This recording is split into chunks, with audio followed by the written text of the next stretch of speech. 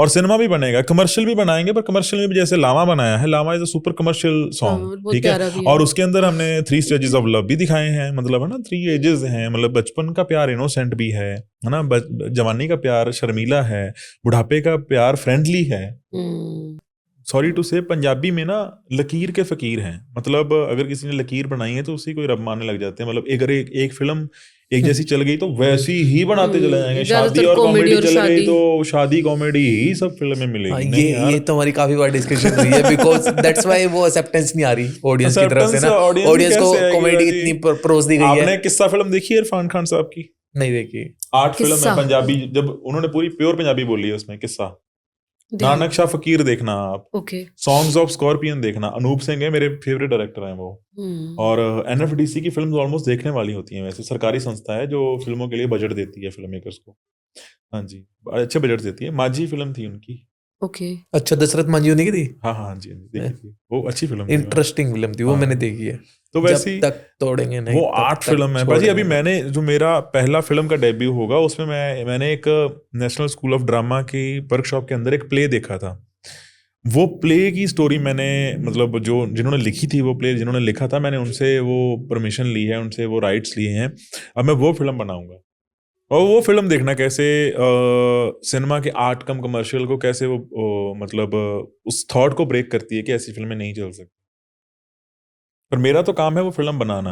वो फिल्म जो है वो एक लेडी का एक वो उस पे है कि मतलब उसने इतना सेक्रीफाइस कर दिया और सिर्फ सोसाइटी से एक वैलिडेशन लेने के लिए कि मैं सबकी निगाह में अच्छी बन जाऊं, बट अपनी लाइफ को कहीं ना कहीं उसने पीछे छोड़ दिया।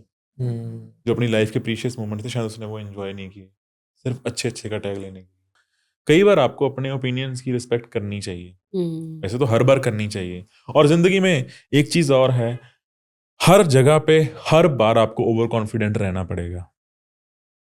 अगर आप, मैं नहीं कह रहा कॉन्फिडेंट रहना है, आपको ओवर कॉन्फिडेंट रहना पड़ेगा, especially when you are in cinema. Okay.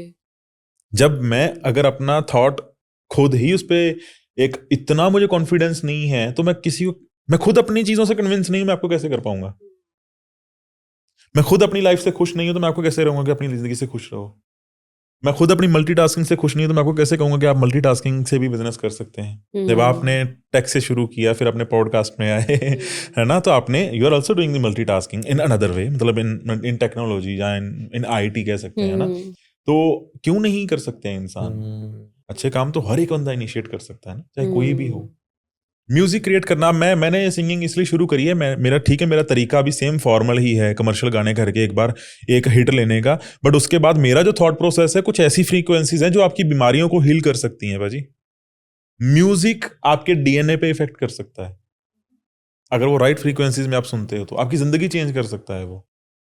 99 songs A R Rahman की एक फिल्म है, वो देखना आप। 99 songs 99 songs A R Rahman साहब ने बनाई है फिल्म वो।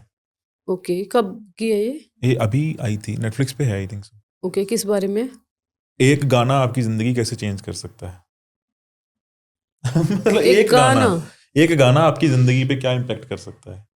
आपको पता अपने देश को आजाद करवाने वाली चीज क्या है सबसे बड़ी? पोइट्री। गदर अखबार के अंदर करतार सिंह सराभा 19 साल का एक हीरो, वो पोइट्री लिखता था। पोइट्री से अपना देश आजाद हुआ है। पोइट्री पढ़ के लोग इतने जज्बाती हो जाते थे कि अपने देश के लिए मर मिटने के लिए तैयार हो जाते थे। गुरबाणी में पोइट्री की फॉर्म लिखी हुई है जिसको एक स्पेसिफिक राग में गाया जाता है तो वो इम्पैक्ट करती है, शांति भी देती है। गुरबाणी बहुत सारे लोगों के लिए, सुखमनी साहब का पाठ बहुत सारे रोगों को मिटाने का कारण बनता है। उसका रीजन ये है कि वो अगर स्पेसिफिक राग में गाया जाए तो वो बहुत सारे रोगों को नष्ट कर सकता है। म्यूजिक इम्पैक्ट करता है। अगर म्यूजिक का इतना इम्पैक्ट ना होता तो गुरु नानक साहब ऐसे थोड़ी लिखते मतलब ये शब्द इसी राग में गाना जाए चाहिए, मतलब इसी राग में ही गाया जाए। तो राग, अच्छा ऐसा भी लिखा हुआ है कि जी स्पेसिफिक, ये शब्द इस राग में गाया राग आसा महल्ला पहला, आसा राग। अच्छा वो इसलिए बोला जाता, हमने पढ़ा तो है क्योंकि हम भी पंजाबी वीडियो रामकली महल्ला पहला, रामकली उस राग का नाम है। गुरबाणी 31 रागों में लिखी हुई है, 31 राग हैं वो, कि सारी गुरबाणी जो है वो कह लो कि रबाब पे कंपोज्ड है। कंपोज्ड है। गुरबाणी में मेलोडी बनाई गई थी पहले, जैसे वो बोलते थे कि बड़ी प्रचलित कहावत है गुरु नानक साहब की कि मर्दानिया रबाब वजा गुरबाणी आई है। है ना, कि अभी मुझे इलाही वो फरमान आया है, सो आई वांट टू मतलब राइट समथिंग, तो just give me the background music.